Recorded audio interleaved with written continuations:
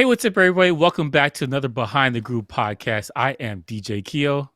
And I am Basil Barrington. We are here to review episode 6, Foundation, Death in the Maiden.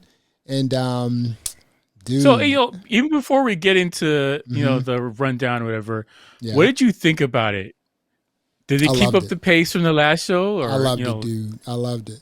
I'm telling. I don't know. I don't know if I'm saying that just to troll people who read the book, or if I'm like, I really like the episode. I like the episode too. I like the episode. I like the entire. I'm loving the entire season thus far.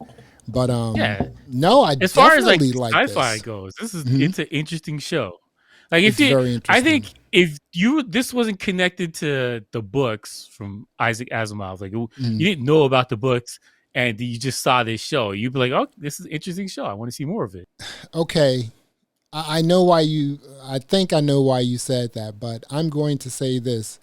I know people who have read the book. We get a lot of comments. Since we've been doing these reviews of the episodes, some people are just a little perturbed that it doesn't follow the book. Yeah. I mean, you can't, how it. can you sort of square that in terms of creativity? I don't get that. Right. But, I'm not going to subscribe to that. Like, okay, what if there was not a book or whatever, and you was just watching this, clean? It's just like, so what, there was a book. So what, people read the book and they're like a little peeved because it doesn't follow the exactness of the book. We are looking at a piece of art. So folks, art is art. Art is not everyone's art. Art is not, everyone's meaning. It is art. Give a brief overview and then we will, talk a little bit about the episode. So this episode spends a lot of time on Terminus and Trantor. I think Trantor has been in the back a little bit for the last couple of shows, and they're right back on track about the stories what's going on with Empire. So the show starts off with we have the Empire leaving to go deal with this religious thing. So you get the jump and everything like that, and you get to see I think that's his first experience. Cleon, was it 13? That is Cleon the 13th, right? Yeah, I think this is literally his first experience being in space. I don't think he's ever left space before. Yeah, because when he was in stasis, you have to, even the empires have to be in, stasis or cryo, whatever it's called, while doing the jump. So he was a little freaked out. Yeah, So it's interesting because they have like these beings that were like genetically engineered, and they can be out in space, and it kind of reminds me of The Expanse, because they have like people that are been on the Belters that have been on space, and their body's kind of elongated, and you don't have the same muscle structure of people who live on planets. Wow, because I guess the cool thing for Foundation is for the show is that they can jump around, but they go back to a planet. They're not stuck in space for their whole lives or whatever. So everybody's got some kind of gravity going on for them, so their bodies are similar. But your girl, Demoiselle, she, didn't have to be in stasis either, because obviously she's not. Yeah, she's a robot. She's a robot, exactly. Yeah. Okay, before I finish the rundown, what do you think about her believing in a religion as a robot? Well, that is... Well, remember, she comes from a species, right? So because she's a robot, maybe they were programmed to have their own mind, think their own way, be a part of specific religious groups. So, maybe that's the case. It is very interesting that she is. And I think it's also interesting that, Cleon the 13th day is a little pissed off, You know, that she's like, oh, you worship this religion. You know, he's a little pissed off. You know what I'm saying? Well, we'll get to why in the end, but yeah. So he goes to this planet, and they have how many people worship this religion? Like, there's like a trillion. 3 trillion believers. 3 trillion believers out of the whole entire galaxy. Right. And this religion predated the Empire, so like 15,000 years. Wow. That's kind of a big deal that they were there before this empire was built and started. Because I think that he seems very concerned about the direction of this religion. Yeah, for based on Harry and everything that's happened with Foundation. Like, I think in particular, he's freaking out. Like, he's a little shook, oh my dude. God. Yeah. If this thing goes south, because they have, what's the Zephyr, is that Himalaya? I'm terrible at pronouncing words. Halima. Okay. Yeah. So Zephyr she's the one that believes that the cloning, you don't have souls. Like, no, you don't. And she's like, we gotta go back to the old days, and these are abominations out here ruling us, which is a huge deal. It kind of proves Harry's thing to be even more true. Yeah. But so he's go down there, and she's the one that introduces herself by herself. Yeah. Which I think was a shock to him. And that's an ultimate power move right there. She to be like, yo, I'm gonna come up here and be like, what's up? Right, exactly. And I'm gonna try and get you to drink this drink, even though I know you can't drink it. Man, she threw mad shade. You know, she was like, no, there aren't gonna be masses here greeting you because I'm gonna be in charge of this joint, okay? Yeah, that was a baller power move. Yeah. So he noticed it too, and he realizes that, hey, this person could have, she may, she may get in the way of my power. Yeah. I'm okay. I had a question about this, and then I'll get back to the rundown. They knew about her for a while, and they were concerned about her for a while. Why didn't anybody try and, give her the business like the old mafia way, like give her some cement blocks or whatever, knock her off? How can they just let her come to power? Well, did they know about Halima? Yeah, they talked about her in the last show. They said that this other person could come to power too before he left. They did. They were like, this is a problem. We don't want her to get into power. They did mention her, but I don't think the Empire actually knew that she was coming up. They did. They did on I can't remember what show it was. I think it's the 4th show. I think they discussed it, but they basically said there's another person coming up and she could be the new Maxima or whatever, and she vehemently disagrees with your running of the Empire. Or you don't have a soul, and you should not be running this thing. And that's why Brother Dusk was supposed to go, and he's like, no, I'm gonna go. I'll handle this myself.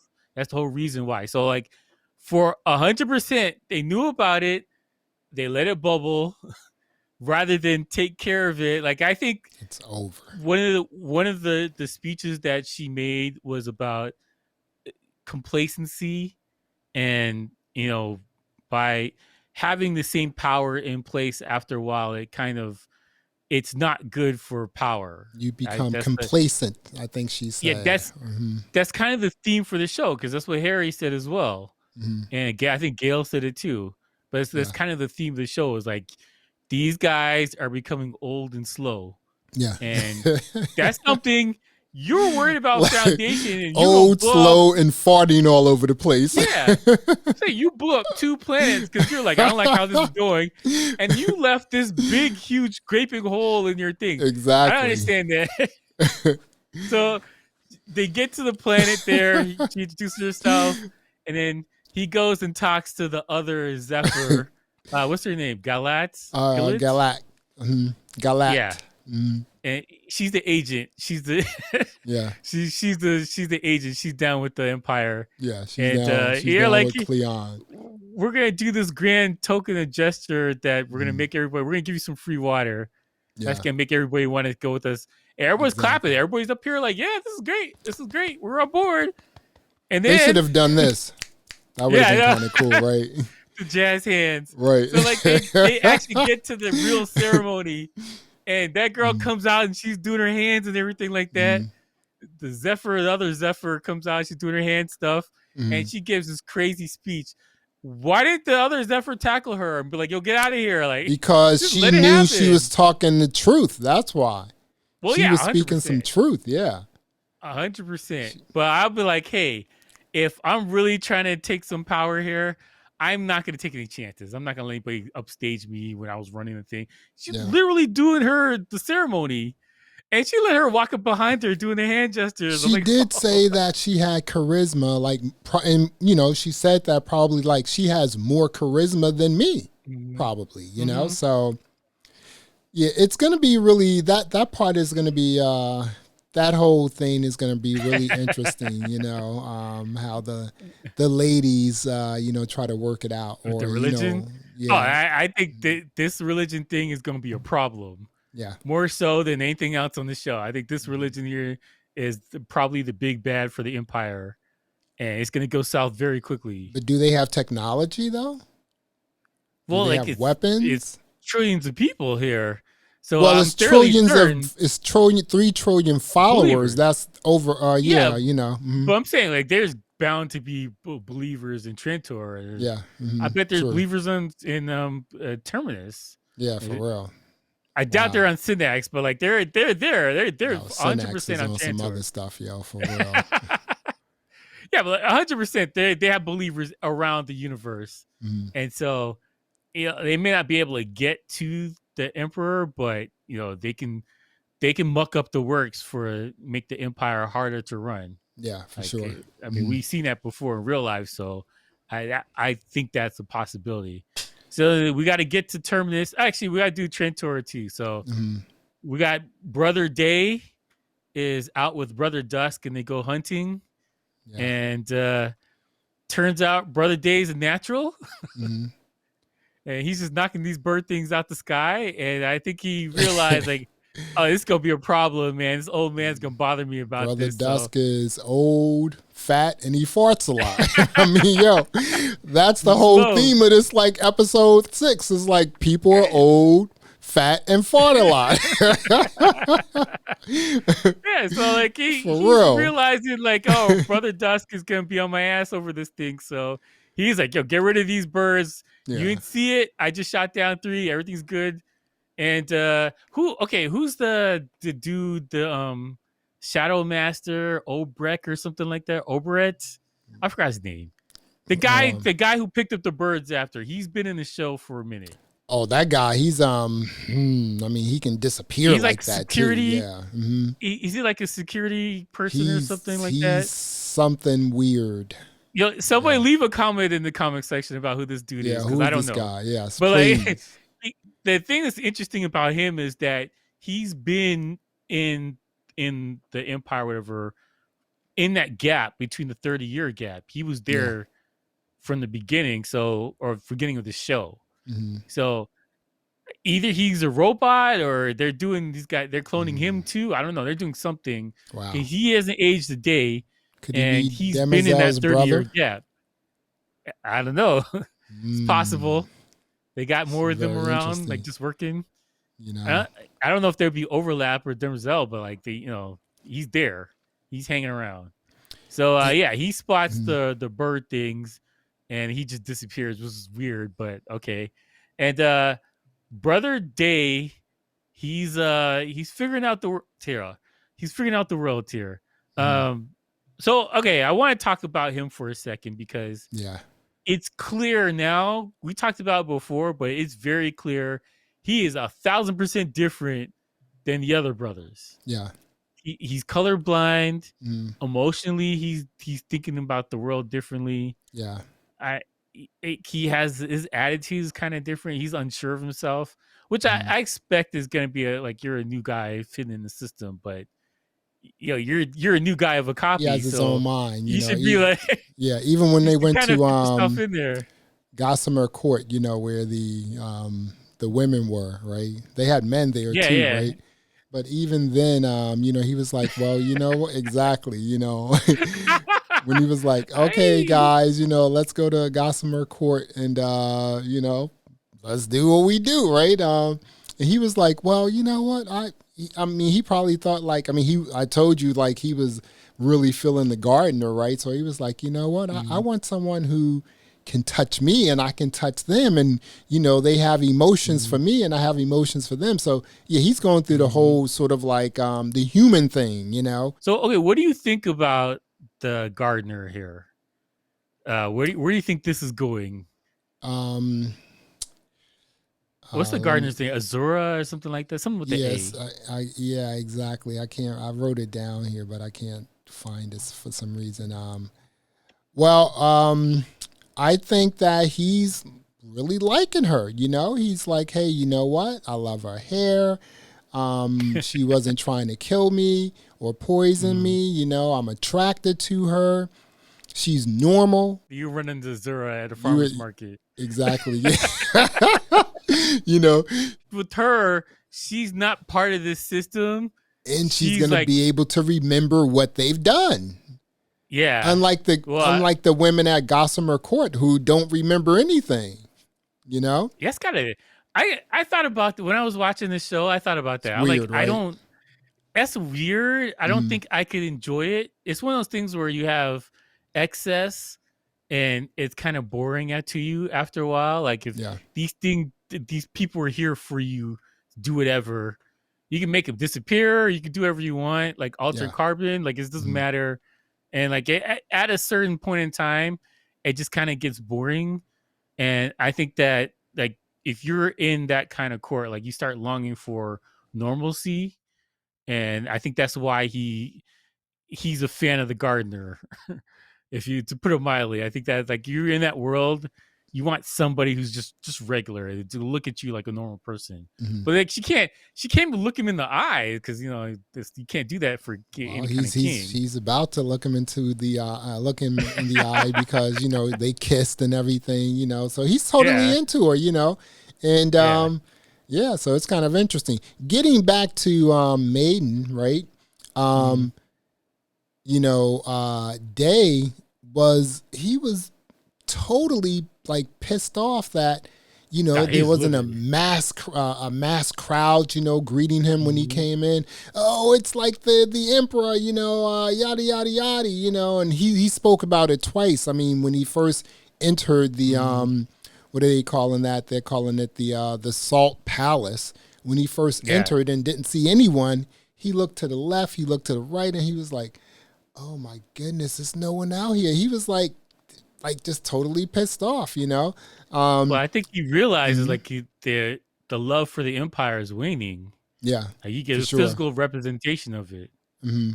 Yeah, this is and that's and again, the faith predates the empire 15,000 years, and there are 3 trillion believers, followers of this faith.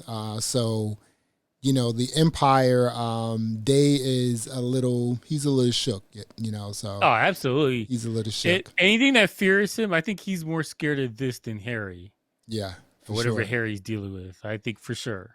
Now, let's go to Terminus because a lot is popping off on Terminus. I still don't understand why Salvon carries that huge long gun. I mean, it just seems like it's so heavy, and she has to run with, holding it with both hands, it's just like very interesting to me. But anyway, so the Acronons. One thing that happened on Terminus that drove me crazy. What? So when we'll get to the part with their father and stuff like that when they're going to look at the Corvettes, but like she goes, I have to, before I take this shot, I got to worry about the wind speed.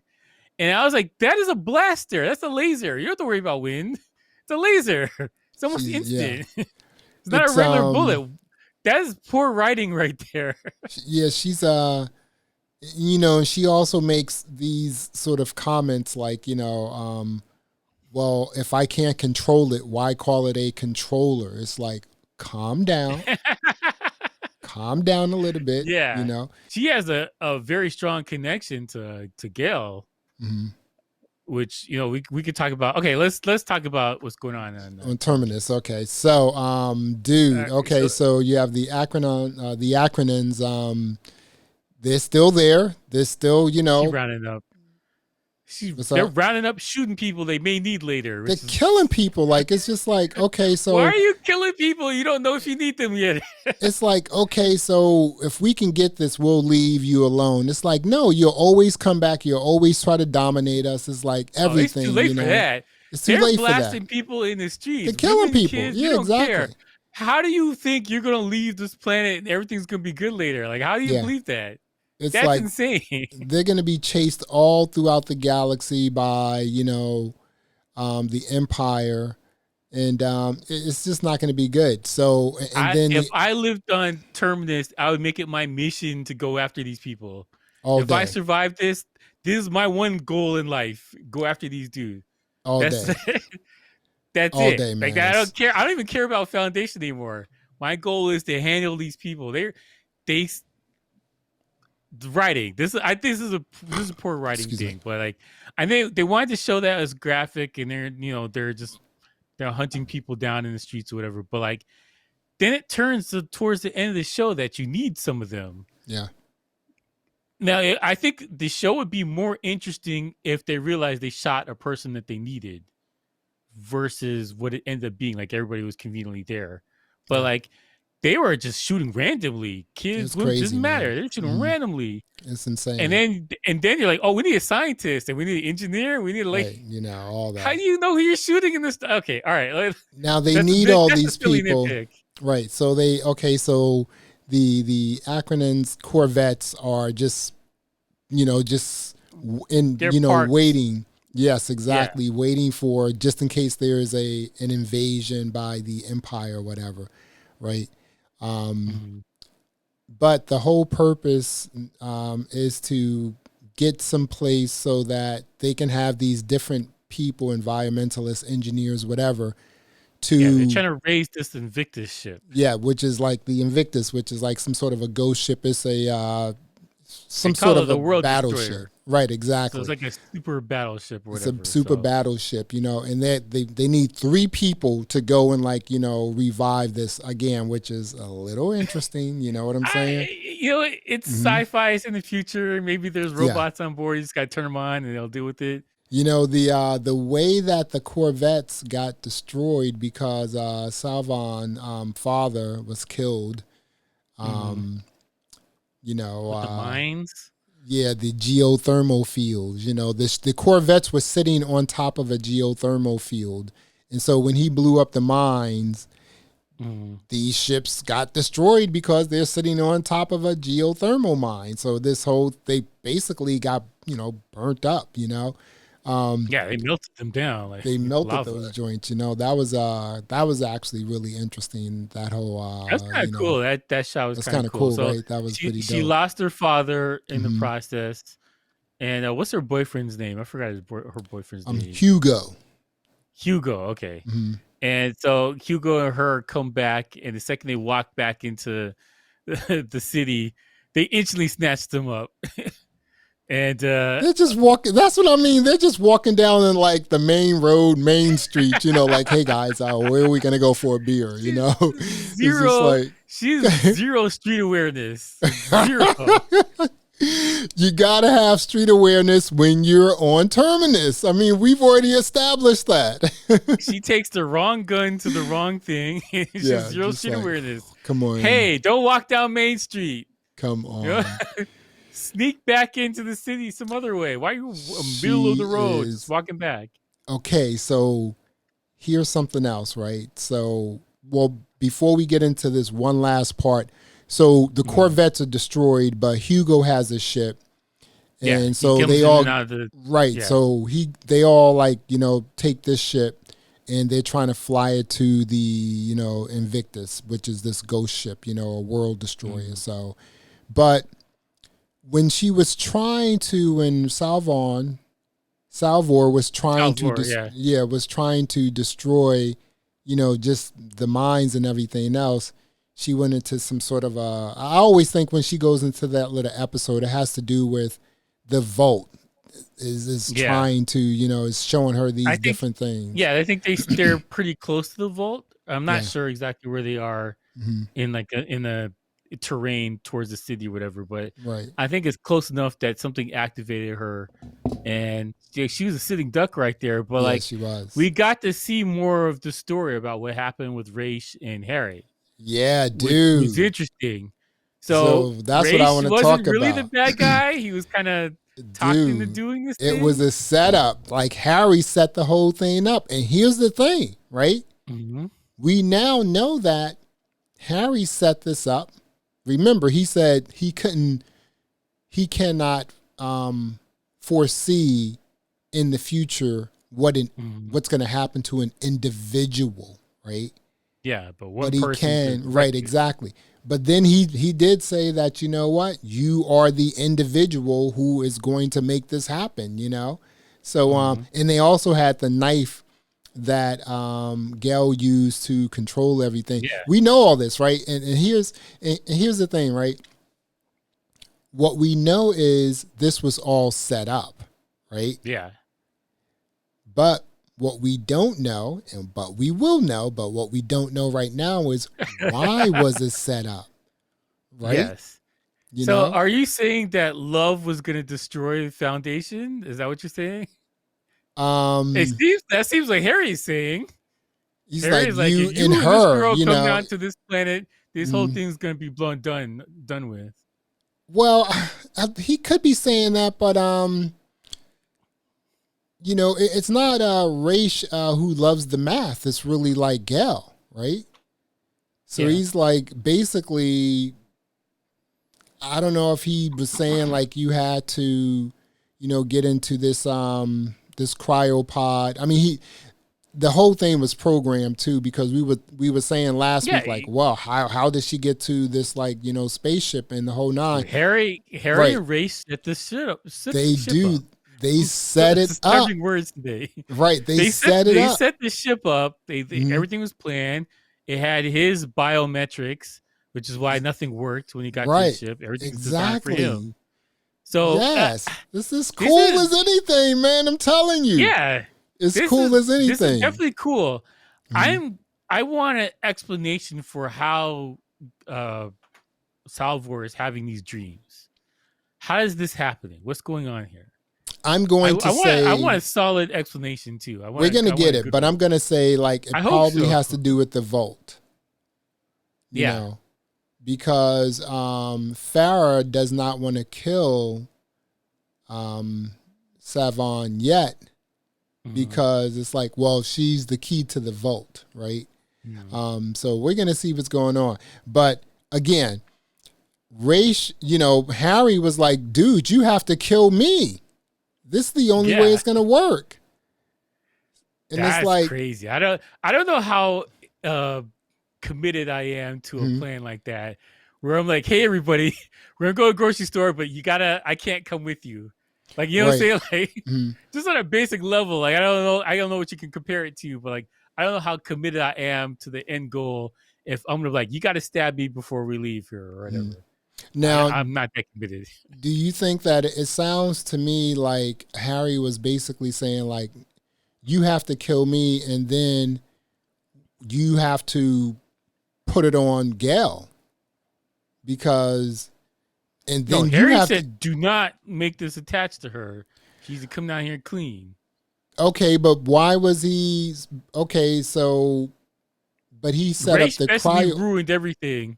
Right. He was supposed to hide in this pod. Right, exactly. Make it clear. It's nothing to do with her. Yeah. This is all me. I did this by myself, yada, yada. Right. But I think if she never showed up, because she got some kind of premonition and she walked over to where they were. So if that never happened, I think that he probably would have gotten to the pod like he was supposed to. I think she kind of wrecked it for everybody. Why do you think I mean, again, we don't know why they set it up, but we will know why they set it up. I hope so. I really hope so. Every time I want answers. Every time every episode, we're like, oh, what does that all mean? And we always say, they're going to let us know. They're going to tell us what it means, because they're doing a really good job at that, So we're going to know why, he had to kill himself to preserve the math and also the foundation and everything else. That was very interesting to me because I was like, wow, that really happened. They really set that up. That was really interesting. And I'm like, and now I'm like, dude, I can't wait to like see, episode 7. I can't wait until episode 7, man. Come on. They gotta get going, man. They're running out of shows. We got 3 more shows left. You said they're doing 10 episodes or what? Yeah, I think it's 10. So they got 3 more shows left. Yeah, man. But you know what? But people were talking about like the like we said, man, they have like 2 or 3 more like seasons to drop too. So it's just gonna get better, man. Apple's committed to this entire thing, so they're going to be. Hold on, we have 4 shows left. 4 shows left. So last show is November 19th. But like Apple's committed to this thing, so we're gonna get another season for sure. I'm excited. I would say for sure we're at least gonna get 3 seasons out of this thing. Yeah, I'm totally excited. I'm totally all in. And again, let's not forget, folks. This is art. Yes, yeah, it's art. So it's all right. So let me ask you this. All right. So we have basically everything's in motion right now. Mm-hmm. We have the war that's about to start. They're trying to get this Invictus ship. Mm-hmm. We had that thing going and rolling, and I think I think they're going to get the ship, and it's going to be a huge problem when they actually have a planet killer type ship for people who are bloodthirsty. I think that's going to be a problem. Yeah. You have the church thing. That's going to be a colossal problem. Then you have the brothers dynamic. That's going to be a problem. Yeah. So I think that there's 3 storylines here that wheels are heavily in motion. What do you think is going to be solved by the end of the season? And what's going on to the next season? I think that Zephyr Helena will have a lot of power because she will have a lot of followers and believers. I think that the brothers, like how they connect with each other, is going to start to crumble, because each brother is responsible for something that has happened during their time in power. Like right now, Dusk he was like in charge when the Star Bridge collapsed or was exploded, Day's responsible for this religion thing getting out. Exactly, and Dawn doesn't really have anything yet. Dawn is like he's sowing his oats. That's what he's doing, dude. He's like, forget the like gossamers, forget Gossamer Court. I want the real thing, for real. I think that I also think that there will be a huge battle between Invictus, the World Destroyer, and Trantor, and I think that Trantor will have a lot of his forces destroyed. I think so too. I think that I think it's going to be a problem. That spaceship is going to be a huge problem. Yeah, I can't wait to see it.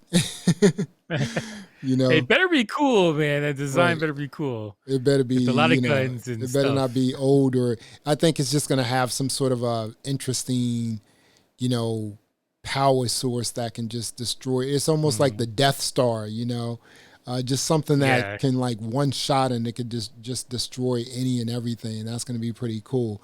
What do you think? What do you think by the end of the season, this season, may happen? I think for sure we're going to have, Trantor is going to be in a lot of disarray by the end of the season. Mm-hmm. I think like something large enough is going to happen outside of the space bridge was bad enough. Yeah. But like you're going to see I think there will be more disarray for leadership for the Empire from that regard. I think for sure we're gonna see the Invictus, and they're gonna do something with it before the end of the season. Yeah, I'm confident in that. I don't know anything else. I'm not too sure. I think the religion thing's probably like a slow boil. I think that it's probably going to do more damage in the second season than the first.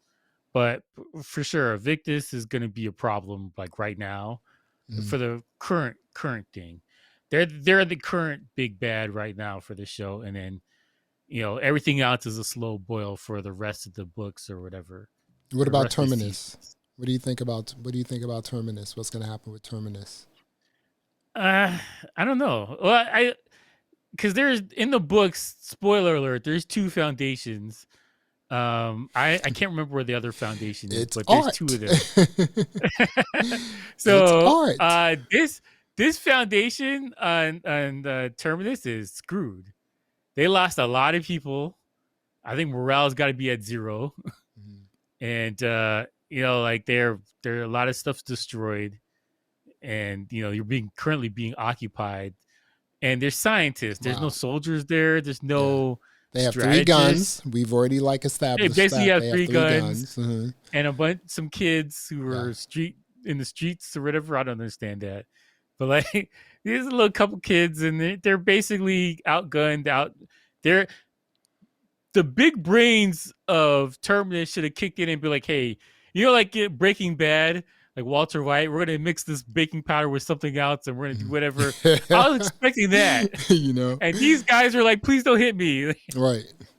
Yeah. So, I'm expecting the big brains to kick in at some point and kick these people off the planet and go from there. But, I don't know. They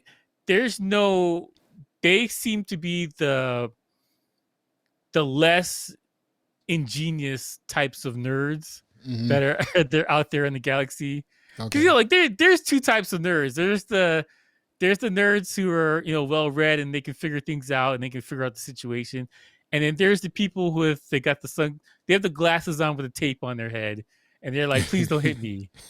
We have the please don't hit me kind of nerds over here. So I don't know how far this is gonna go with them. We'll see. Maybe they'll figure things out and they can kind of kick these guys off the planet, but I don't know. We'll see about that. I also think that Salvor has a story too, and we last but not least, the Vault. We're gonna know a bit more about the Vault before the season. I forget ends, about the Vault. Yeah, for sure. Yeah, because that's an interesting structure. We have to know about. We need to know about that. So let's zip this up. Episode 6, Foundation, Death in the Maiden. What are you going to give it your rating? I liked it a lot. I thought a solid 8, 100%. I liked it a lot. It was a good, solid show. It wasn't boring or they're setting up exposition, a lot of walking and talking. Things are moving now on the show. I don't think we're going to get any more boring shows where they're setting something up. I think from here on out till the end of the season, it's go time. Yeah. So I'm happy about what's going on right now. Yeah, I agree. I'm going to give it an 8 as well. I gave it a 7 plus a 1, so I gave it an 8. Yeah. Only because it wasn't 9 caliber. But I gave it an 8 because I think that they built a very good episode for us to go into the next episode. They built every single section, it's almost like sections in this episode, just you have 2 or 3 or 4 sections and it's okay, so these are the things we need to concentrate on in episode 7. So I gave it an 8. It was pretty good. It was concentrated. They just got to it. They didn't. Yeah. There's not a lot of walking and talking. They didn't do that. They were like, let's go. I think that's what you're going to see from this point forward. And again, like I said, this is art. So let's remember that. Foundation. It is art. Leave a comment below, right? Damn it. Leave a comment. Yes. We do read them. We were 100% read them. Right. I think I left a couple comments on some of them, but I 100% read them for sure. Though. I left a comment on. I replied to a bunch of them, and this one person, man, they were just like livid that, oh, this is not the book. You have the switching of the races, yada yada yada, blah blah blah blah. I'm like, foundation. This is art. Yeah. It's art. This is the issue though. Like a movie or a TV show that's made today, like sensibilities and what people want to do with stuff is completely different. Yeah. From like 1960 something or 1980. So yeah. Totally. You look at Dune. They made a Dune movie in 1984. I'm definitely looking at that, man. I saw the trailer. That looks great. They made the miniseries in 2000, and then they made this thing here, 2021, and they all look very different from each other. Because it is art. Yeah. Gotta keep saying that. I mean, as simple as it sounds, I gotta keep saying that. This is art, for real. So it's just like cover bands or someone doing a different version of someone else's song. It's their cover version. Band that's a good way to say it. Yeah, exactly. Band. It's art. So, let's not get all caught up and have like little conniptions about like art. You either like it or you don't. If you don't, keep it moving. If you do, there you go. I think for a younger generation though, like this is I think they're going to love it cool for them. if they're into stuff like that, Mm-hmm. Yeah, for sure. They had to be into stuff like this. But for the younger generation. Yeah. Yeah. All right. Let's wrap it up. There you go, dude. All right. Well, there you have it. Another episode of the Behind the Groove podcast. I am Basil Barrington. I am DJ Keo. Thanks for listening. Thanks for watching. Don't forget to leave a comment. And until next time, peace. All right.